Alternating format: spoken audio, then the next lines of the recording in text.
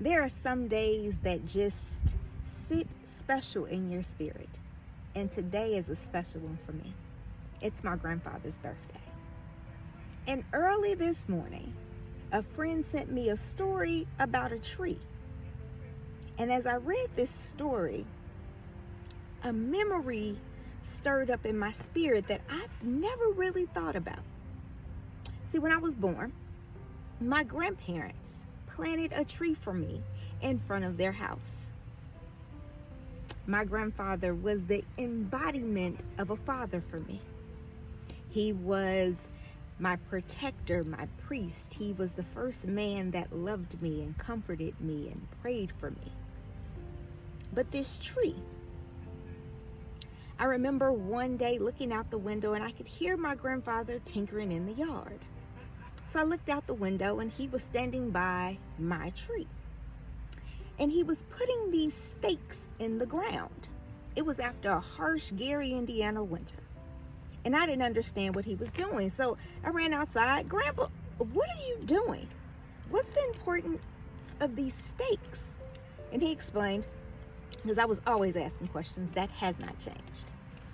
My grandfather explained that the tree was still too young and that the harsh winter had started to make it lean.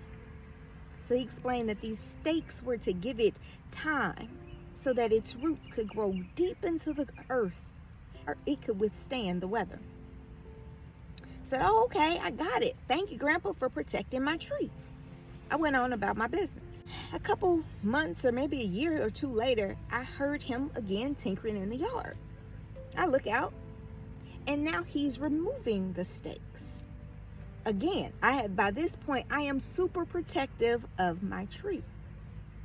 So I run out and I said, Grandpa, I thought you said the stakes were to help my tree, to make sure it grew strong and so that nothing would shake it. And he said, I have, and it has grown. If we leave the stakes in too long, it prevents the tree from becoming all that God had intended for it to be. The stakes, if left in too long, would restrict its growth. I don't know why that memory came to me today, but I'm so grateful. So grateful for the lessons that my grandfather was giving me then that was so symbolic of Psalm 1, where it says, blessed is the one. If you go down to verse 3, it says that person is like a tree planted by the streams of water, which yields fruit in its season, whose leaf does not wither, and whatever they do prospers. I am so blessed that I was able to call Charles Edward White my grandfather.